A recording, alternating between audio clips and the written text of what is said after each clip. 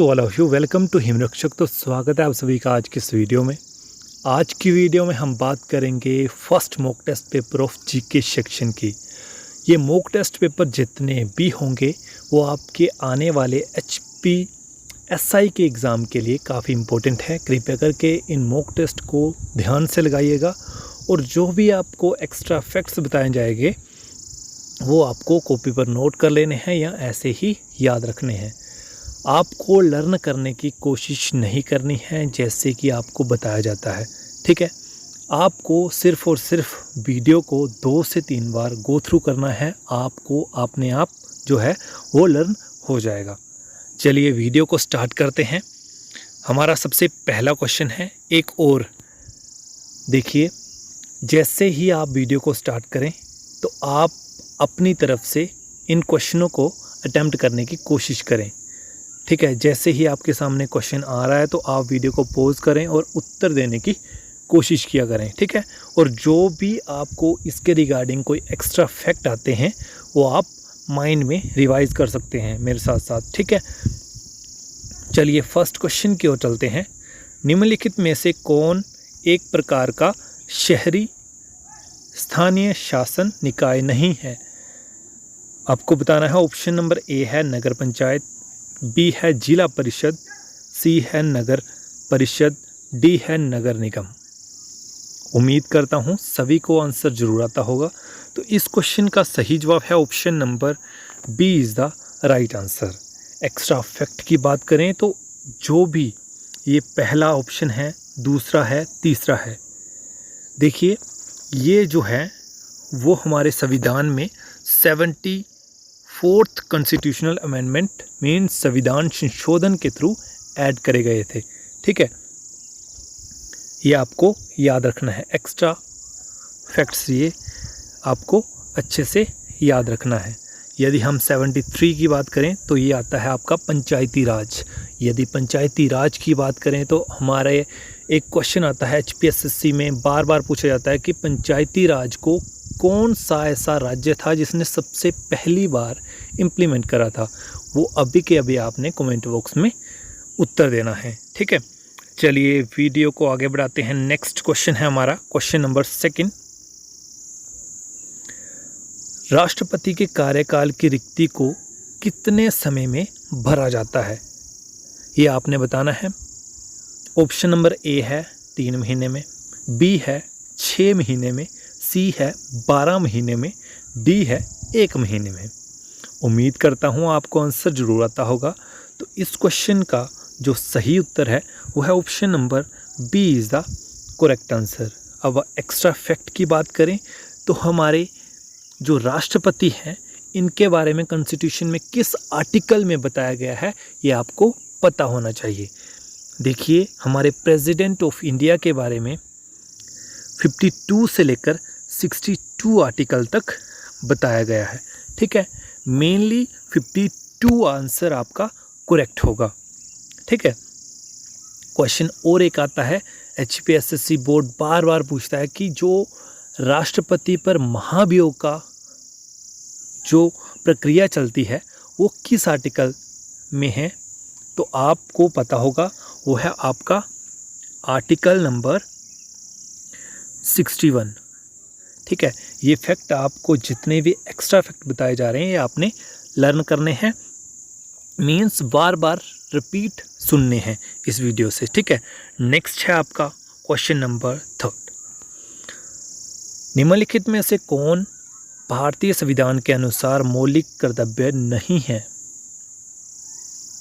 शिक्षा का अधिकार, सूचना का अधिकार, भाषण का अधिकार, जीवन का अधिकार। उम्मीद करता हूँ सभी को आंसर जरूर आता होगा। काफ़ी आसान क्वेश्चन है। तो इस क्वेश्चन का सही जवाब है option number B is the correct answer.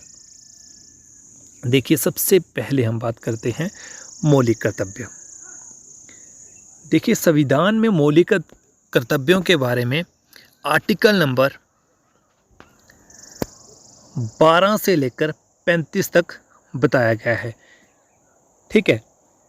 अब बात करते हैं शुरू से, मीन्स जब हमारा संविधान बनाया गया था तब हमारे पास मौलिक जो कर्तव्य थे वो टोटल जो थे वो थे आपके, आर्टिकल तो आपको पता लग गया, टोटल थे तब 7।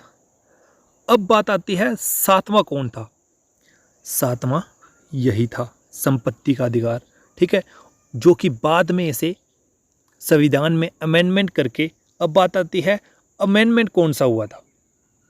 क्या बात आती है, अमेंडमेंट कौन सा हुआ था। अमेंडमेंट हुआ था आपका 44th, ठीक है। संविधान में कहाँ रखा गया था, ये रखा गया था भाग 3 से उठाकर, मीन्स पहले भाग 3 में था, फिर भाग 3 से उठाकर इन्होंने भाग 12th में इसे डाला और आर्टिकल नंबर दिया 300A, ठीक है। ये आपको बातें याद रखनी है। अब बात करते हैं इसके अलावा 6 कौन कौन से मौलिक अधिकार हमारे पास बच गए। तो पहला है आपका समानता का अधिकार, ठीक है, जो कि 14 से लेकर 18 तक है। दूसरा स्वतंत्रता का अधिकार, ये कहाँ से लेकर कहाँ तक है, 19 से लेकर 22 तक है, ठीक है। तीसरा कौन सा आ गया, शोषण के विरुद्ध अधिकार, ये अधिकार आ गया आपका 23 से लेकर 24, 23 और 24, ठीक है। नेक्स्ट धार्मिक स्वतंत्रता का अधिकार 25 से लेकर 28 तक, ठीक है। पांचवा सांस्कृतिक और शैक्षणिक अधिकार 29 और 30। फिर आपका आता था 31वां, ये था, ठीक है। अब जैसे ही आप पढ़ते होंगे ये पूरे अधिकार, सीधे ही इसके बाद छठा आएगा आपका संवैधानिक उपचारों का अधिकार 32वां, ठीक है, आर्टिकल नंबर 32। तो कईयों को ये सोच आती होगी कि आपका 31 जो था आर्टिकल वो कहाँ गायब हो गया। ये आपको आज पता लग गया होगा, इसे कैंसिल कर दिया गया था और आर्टिकल नंबर 300A में एक कानूनी अधिकार बना दिया गया था। ये आपको याद रखना है, ठीक है। नेक्स्ट हमारे पास क्वेश्चन नंबर 4 है आपका। अभी तक आपके 3 क्वेश्चन हो गए हैं। 3 क्वेश्चन में आपको फैक्ट जो हैं वो 3 into 5 कर लीजिए, 15 क्वेश्चन आपके अभी तक हो चुके हैं, ठीक है। जो भी आपके फैक्ट करवाए जा रहे हैं वो किसी न किसी रूप से आपको जो है वो HPSC के एग्ज़ामों में पूछे जाते हैं। हमारा नेक्स्ट क्वेश्चन है क्वेश्चन नंबर 4। भारत के संविधान सभा किसकी सिफारिश पर तैयार की गई थी। ए ऑप्शन है बेबल प्लान, बी है क्रिप्स मिशन, सी है अगस्त होफर, डी है कैबिनेट मिशन। तो उत्तर देने की कोशिश किया करो। ऑप्शन नंबर आपका हो गया correct, D is the right answer. अब आती है बारी एक्स्ट्रा फैक्ट की। संविधान सभा के अस्थायी अध्यक्ष कौन थे, ये क्वेश्चन आता है। संविधान सभा के अस्थायी अध्यक्ष कौन थे, तो आपको उत्तर देना है। कौन सा पूछा मैंने, अस्थायी अध्यक्ष। अस्थायी अध्यक्ष थे आपके सच्चिदानंद सिन्हा, ठीक है, सच्चिदानंद सिन्हा। इन्हें क्यों बनाया गया था, बिकॉज पूरी संविधान सभा में ये सबसे बुजुर्ग सदस्य थे, इसलिए इन्हें थोड़े दिनों के लिए, मीन्स मात्र 2 दिनों के लिए इन्हें अध्यक्ष चुना गया था। 2 दिनों के बाद स्थायी अध्यक्ष चुने गए थे। कौन, डॉक्टर राजेंद्र प्रसाद, ठीक है। 2 क्वेश्चन हो गए। तीसरा आपका आ गया प्रारूप समिति के अध्यक्ष कौन थे, तो आपको याद रखना है डॉक्टर भीमराव अम्बेडकर।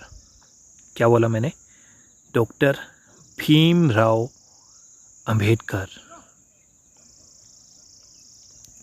नेक्स्ट और लास्ट फैक्ट है इसका, संविधान सभा के सलाहकार के रूप में किसने कार्य स्टार्ट किया था, ये आपको याद रखना है। BN राव, BN राव, ठीक है। नेक्स्ट क्वेश्चन की ओर चलते हैं। नेक्स्ट है आपका question number 5। Next question read कीजिए। 44th मीन्स 44वें संविधान संशोधन के तहत कौन सा कानूनी अधिकार बन गया था? अभी अभी हमने डिस्कस करा है। ऑप्शन नंबर ए है शिक्षा का अधिकार, बी है संपत्ति का अधिकार, सी है न्यायिक उपचार का अधिकार, डी है काम करने का अधिकार। तो सभी को इसका उत्तर जरूर आता होगा। तो इस क्वेश्चन का सही जवाब है option number B is the correct answer. Next question की ओर चलते हैं। नेक्स्ट क्वेश्चन है आपका क्वेश्चन नंबर 6। एक महत्वपूर्ण नदी भारतीय मरुस्थल की कौन सी है? मीन्स भारतीय मरुस्थल की सबसे महत्वपूर्ण नदी कौन सी है? ये आपको पता होना चाहिए। ऑप्शन नंबर ए है लूनी, बी है ब्यास, सी है कृष्णा, डी है नर्मदा। तो इस क्वेश्चन का सही जवाब है option number A is the correct answer. मरुस्थल का अर्थ सभी को पता होगा, ऐसी बंजर जमीन यहाँ पर इसका जो भी क्लाइमेट होता है, वातावरण होता है, ना ही जीव जंतुओं के लिए और ना ही पेड़ पौधों के लिए जो है वो अनुकूल होता है। ठीक है, ना ही पेड़ पौधों के लिए ना ही जीव जंतुओं के लिए अनुकूल होता है। ये आपने याद रखना है। ठीक है, नेक्स्ट है इसके साथ और आपको अभी के अभी बताना है भारत में थार मरुस्थल कहाँ पर है। अभी के अभी कमेंट बॉक्स में लिखिएगा भारत में थार मरुस्थल कहाँ पर है। नेक्स्ट क्वेश्चन की ओर चलते हैं। नेक्स्ट क्वेश्चन है आपका क्वेश्चन नंबर 7। भारत की गंगा मीन्स भारत की किस नदी को वृद्ध गंगा कहा जाता है? कृष्णा, नर्मदा, कावेरी, गोदावरी। तो इस क्वेश्चन का सभी को आंसर जरूर आता होगा। तो इस क्वेश्चन का सही जवाब है option number D is the correct answer. Godavari नदी को वृद्ध गंगा के नाम से भी जाना जाता है। क्यों जाना जाता है? क्योंकि इसका आकार, आकृति जो भी होती है वो गंगा जैसी है। ठीक है, नेक्स्ट 8वां क्वेश्चन। भारत का सबसे लंबा हाईवे कौन सा है? NH1, NH8, NH44, NH11। तो इस क्वेश्चन का जवाब भी आसान है। तो इस क्वेश्चन का सही जवाब है option number C is the correct answer. अब बात आती है जो हमारे नेशनल हाईवे होते हैं, राष्ट्रीय राजमार्ग होते हैं, इनकी देखभाल रख रखाव कौन करता होगा? ये आपने सोचा होगा और उत्तर भी जरूर आता होगा। तो आपका जवाब है NHAI। क्या मतलब हुआ इसका? National highway authority of India. और ये कब गठित हुई थी? मीन्स कब इसकी स्थापना हुई थी? तो आपको सन भी याद रखना है 1988। ठीक है, नेक्स्ट क्वेश्चन है आपका भारत के किस राज्य में लोनार झील है? मणिपुर, मणिपुर, महाराष्ट्र, कर्नाटक, केरल। तो इस क्वेश्चन का सही जवाब है आपका option number B is the correct answer. जो आपकी लोनार झील है वो आपकी महाराष्ट्र में है। लोनार झील के अलावा आपकी कौन कौन सी झीलें महाराष्ट्र में हैं ये भी आपने कमेंट बॉक्स में अभी के अभी बताना है। नेक्स्ट एक्स्ट्रा फैक्ट की बात करें तो मीठे पानी की झील कौन सी है? तो आपको याद रखना है बुल्लर झील। ठीक है, बुल्लर झील भारत में सबसे बड़ी झील। तो आपको याद रखना है चिल्का। अब बात आते हैं चिल्का कहाँ पर है? तो आपको याद रखना है उड़ीसा। ठीक है, यदि हम विश्व की बात करें, वर्ल्ड की बात करें, तो आपको याद रखना है सुपीरियर झील। ठीक है, ये कहाँ पर पड़ती है? ये कनाडा और USA के बॉर्डर में पड़ती है। ये आपको अच्छे से याद रखना है फैक्ट। ठीक है, नेक्स्ट क्वेश्चन है आपका क्वेश्चन नंबर 10। भारत की मैरिनो भेड़ किसे कहते हैं? चोकला, पुगल, नाली, मग्गर। ऑप्शन सभी आपने रीड कर लिए होंगे।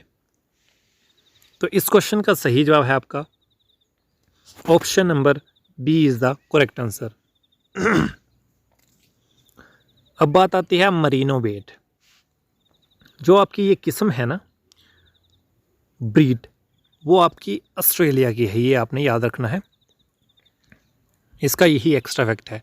नेक्स्ट 11th क्वेश्चन की बात करें तो भारतीय राष्ट्रीय कांग्रेस के पहले अध्यक्ष कौन थे?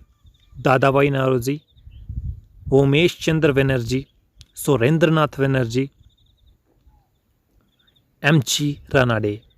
उम्मीद करता हूँ आपको आंसर जरूर आता होगा। तो इस क्वेश्चन का सही जवाब है आपका option number B is the correct answer. B है इसका करेक्ट आंसर। ठीक है, अब बात आती है कांग्रेस की। इसका एक एक फैक्ट एचपीएससी के एग्ज़ाम में पता नहीं कितनी बार पूछा गया है। ठीक है, सबसे इम्पोर्टेंट फैक्ट, इसकी स्थापना कब हुई थी? तो आपको याद रखना है 28 दिसंबर 1885। ठीक है, कहाँ हुई थी? आपने याद रखना है बॉम्बे में हुई थी। कितने प्रतिनिधियों के साथ हुई थी? विद 72। ठीक है, तब इसके 72 प्रतिनिधि थे। ठीक है, अब संस्थापक कौन थे? एओ ह्यूम। ठीक है, नेक्स्ट एक मोस्ट इंपॉर्टेंट फैक्ट है 1907 में कांग्रेस जो थी वो दो दलों में डिवाइड हो गई थी। कौन कौन से? गर्म दल और नरम दल। ठीक है, गर्म और नरम दल। गर्म दल में कौन कौन थे? ट्रिक है लाल बाल पाल। ये लाल बाल पाल कौन है? तो आपको याद रखना है लाल से लाला लाजपत राय, बाल से बाल गंगाधर तिलक, पाल से बिपिन चंद्र पाल। ठीक है, नेक्स्ट नरम दल। नरम दल में थे गोपाल सिंह गोखले, नेक्स्ट फिरोज शाह मेहता, दादा भाई नौरोजी। ये आपने 3 बंदों का नाम याद रखना है नरम दल के लिए। गर्म दल के लिए आपको समझा दिया लाला लाजपत राय, बिपिन चंद्र पाल, बाल गंगाधर तिलक। ठीक है, नेक्स्ट हमारे पास है 12th क्वेश्चन। भारत का नेपोलियन किसे कहते हैं? चंद्रगुप्त मौर्य, समुद्रगुप्त, कनिष्क, पुष्यमित्र। ये क्वेश्चन एचपीएससी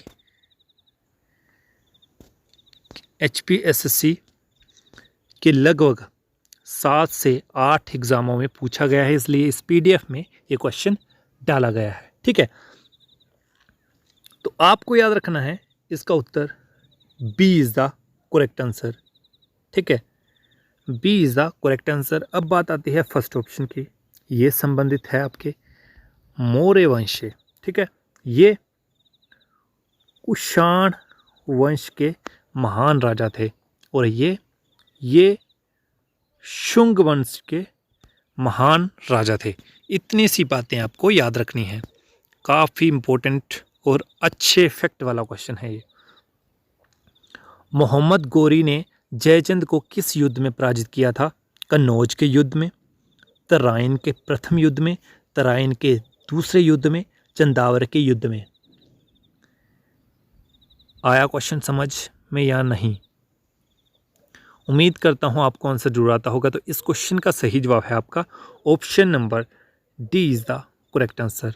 अब बात आती है कन्नौज का युद्ध कब हुआ था? तो सीधे सीधे आपने याद रखना है 1540। किसके और किसके बीच में हुआ था?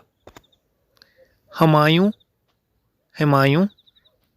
और हुमायूं वर्सेस शेरशाह। ठीक है, तो इसमें विजय कौन हुआ था? शेरशाह।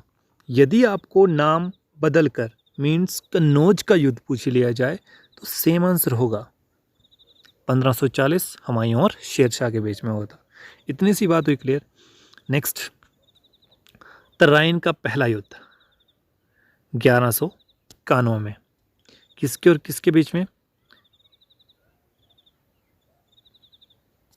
पृथ्वी चंद और गोरी के बीच में। ठीक है,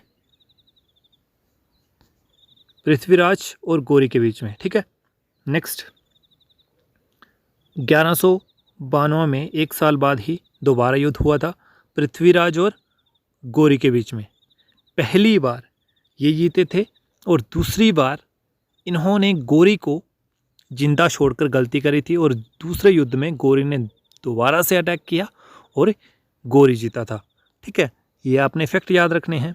अब बात आती है लास्ट की, 1194 में हुए फैक्ट क्लियर चारों के चारों। नेक्स्ट बात आती है 14th क्वेश्चन की। उकाई सिंचाई परियोजना भारत में किस राज्य में स्थित है? मध्य प्रदेश, गुजरात, कर्नाटक, महाराष्ट्र। तो इस क्वेश्चन का सही जवाब है आपका option number B is the correct answer. ये गुजरात में है। अब बात आती है सिंचाई परियोजना क्या होती है। देखिए दोस्तों, एक जगह पानी इकट्ठा है और साथ साथ में ये खेत है, ये खेत है, ये खेत है, इसमें जो है वो फसलें उगाई हैं। ठीक है, इसमें है, इसमें है, इसमें है, इसमें है। तो इनको इस परियोजना के अनुसार इनमें सिंचाई करनी है, मीन्स पानी लगाना है और फसल तैयारी करनी है। ठीक है, नेक्स्ट 15th क्वेश्चन। भारतीय अंतरिक्ष अनुसंधान संगठन की स्थापना कब हुई थी? वर्ष 1962, वर्ष 1965, वर्ष 1969, वर्ष 1972। तो इस क्वेश्चन का सही जवाब है आपका option number C is the correct answer. ठीक है, अब आपको बताना है, करंट अफेयर का क्वेश्चन है। रिसेंटली इसरो के चेयरमैन, न्यू चेयरमैन किन्हें अपॉइंट किया गया था? अभी के अभी कमेंट बॉक्स में लिखिए। जो भी आपको बताता हूँ क्वेश्चन कमेंट बॉक्स में लिखने के लिए अभी के अभी लिखो। नहीं पता है तो सर्च कीजिए तभी लिखिए। बाई चांस यही क्वेश्चन सेम रिपीट हो गया आपके कई एग्जाम, आने वाले एग्जामों में, तो आपको हेल्प मिलेगी ही मिलेगी।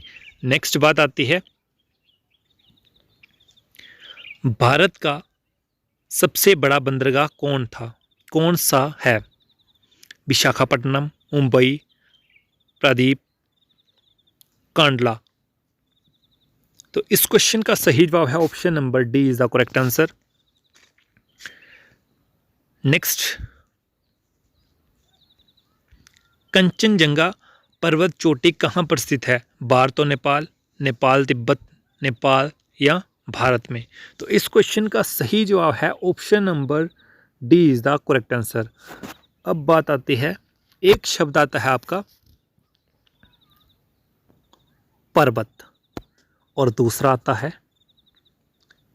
पठार। पता है इन दोनों में अंतर क्या है? एक शब्द आता है पर्वत और एक शब्द आता है पठार। पर्वत ये है और पठार ये है। ठीक है, यदि इसकी ये नोक काट दी जाए तो ये बन गया ऐसे, तो ये पठार है और ये पर्वत है। मीन्स पर्वत जो है इसकी एक नोक होती है, नोक, ऐसी वाली नोक। ठीक है, ऐसी वाली, ऐसी वाली, ऐसी वाली। और जो पठार होता है इसकी नोक नहीं होती है। ये पठार होता है और ये पर्वत होता है। नेक्स्ट क्वेश्चन की ओर मूव करते हैं। काफ़ी इंपॉर्टेंट क्वेश्चन है और काफ़ी फैक्चुअल क्वेश्चन है ये। भारत में लोकसभा का विघटन कौन कर सकता है? मंत्रिपरिषद, हमारे प्रेसिडेंट, हमारे पीएम या लोकसभा स्पीकर? उम्मीद करता हूँ सभी को आंसर जरूर आता होगा। तो इस क्वेश्चन का सही जवाब है option number B is the correct answer. President ही लोकसभा का विघटन कर सकते हैं। ठीक है, इतनी सी बात हुई क्लियर। अब बात आती है, यहाँ पर लिखते हैं लोकसभा और यहाँ पर लिखते हैं राज्यसभा। ठीक है, एक तरफ आपकी आ गई लोकसभा और एक तरफ आपकी आ गई राज्यसभा। क्वेश्चन HPSSC में यहाँ पर 101% आपको सब इंस्पेक्टर के एग्ज़ाम में आएगा। जो आपका सब स्टेशन फायर ऑफिसर वाला एक पेपर है उसमें आएगा। जितने भी आपके आने वाले एग्ज़ाम हैं, ये स्लाइड आपको ध्यान में रखनी है। इसमें क्वेश्चन आपको 101% पूछे जाएंगे। ठीक है, लोकसभा और राज्यसभा। सबसे पहले आपको आर्टिकल्स का पता होना चाहिए। लोकसभा की बात करें तो इसका आर्टिकल होता है 81। राज्यसभा की बात करें तो इसका आर्टिकल होता है 80। HPSSC पूछता है जो हमारे संसद का निचला सदन है वो कौन सा है, या आपका हमारे संविधान का उच्च सदन कौन सा है? तो आपको याद रखना है लोकसभा ये आपका निचला है, निचला सदन, और ये है आपका उच्च सदन। ठीक है, उच्च सदन। राज्यसभा कभी भी, जो आपकी राज्यसभा है वो कभी भी इसका विघटन नहीं होता है। ठीक है, ये भी आपको याद रखना है। नेक्स्ट बात आती है, इसका जो प्रमुख होता है उसे हम बोलते हैं अध्यक्ष। आधा द है अध्यक्ष, और इसका प्रमुख को बोलते हैं सभापति, जो कि हमारे वाइस प्रेसिडेंट होते हैं। अभी कौन है? जगदीप धनखड़। ये फैक्ट हो गया। ये कौन है? ओम बिरला। ओम बिरला। ठीक है, अब बात आती है इनके सदस्य कितने कितने होते हैं। इनके सदस्य, लोकसभा के सदस्य हैं, वास्तव में होते हैं 552 और इसके होते हैं 250। और वर्तमान में कितने हैं? 543। इसमें कितने हैं? 545। ठीक है, और इसमें जो है और भी फैक्ट ऐड करते हैं। जो हमारे क्वेश्चन आता है कि आम चुनाव सबसे पहले कब हुए थे, तो आपको याद रखना है 1952। ठीक है, क्या बोला मैंने? 1952। इसके अलावा रिसेंटली आपका जो एक करंट अफेयर है वो है आपका लोकसभा में राष्ट्रपति 2 एंग्लो इंडियन नियुक्त करते थे। Anglo Indian. अब बात आती है एंग्लो इंडियन कौन होते होंगे। एंग्लो इंडियन होते हैं जिनके माता पिता में से कोई एक भारतीय होता है। ठीक है, या माता या पिता, उनसे जन्मी संतानों को हम एंग्लो इंडियन बोलते हैं। ठीक है, हम ये इसका प्रावधान हमारी संसद में था कि इन्हें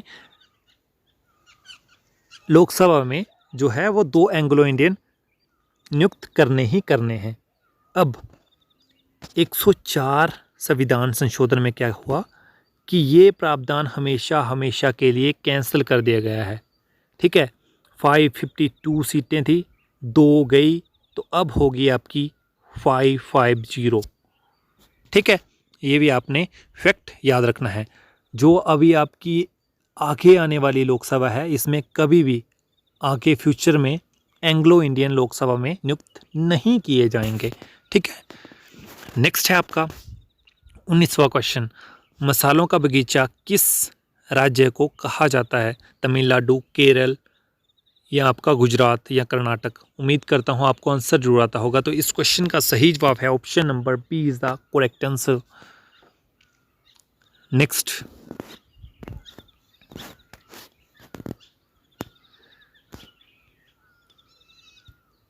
20वां राष्ट्रीय मंडल खेलों का आयोजन भारत में किस वर्ष जो है वो किया गया था? सभी को आंसर जरूर पता होगा।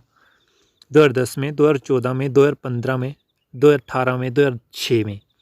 तो इस क्वेश्चन का सही जवाब है option number A is the correct answer. अब बात आती है राष्ट्रीय मंडल जो है वो खेल होते हैं, ठीक है। राष्ट्रीय मंडल खेल जो है वो राष्ट्रीय मंडल देश खेलते हैं, ठीक है। आपको याद रखना है राष्ट्रीय मंडल देशों द्वारा ये खेला जाता है। अब बात आती है राष्ट्रीय मंडल देश कौन से होते हैं, ठीक है। राष्ट्रीय मंडल वो देश होते हैं वो कभी ना कभी किसी न किसी कारण से ब्रिटेन से जुड़े होते हैं, उन्हें राष्ट्रीय मंडल देश बोलते हैं, ठीक है।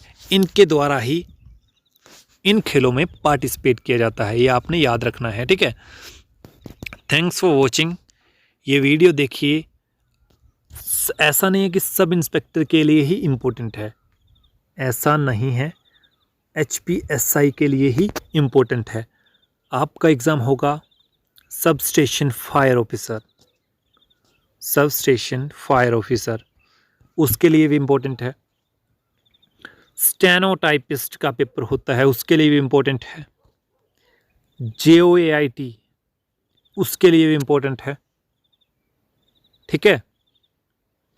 और क्लर्क के जितने भी पेपर होते हैं HPSSC द्वारा, उनके लिए ये वीडियो काफ़ी इम्पोर्टेंट है। अभी के अभी कमेंट बॉक्स में लिखो कैसी लगी ये वीडियो, इसमें आप और क्या इम्प्रूवमेंट चाहते हो, क्या ये न्यू सीरीज़ हमें स्टार्ट करनी चाहिए या नहीं करनी चाहिए। अपने अपने रिव्यू दो, अपने अपने कमेंट बॉक्स में लिखिए क्या है आपकी राय। आपकी राय हमेशा हमारे लिए इम्पोर्टेंट रही है, तो आपने अपनी जो है वो सलाह दीजिए क्या हमें नेक्स्ट स्टेप में और वीडियोस इस सीरीज़ की लानी चाहिए या नहीं। इस वीडियो में बस इतना ही, मिलते हैं नेक्स्ट वीडियो में, तब तक आप खुश रहिएगा, पढ़ते रहिएगा। धन्यवाद। जय हिंद, जय हिमाचल।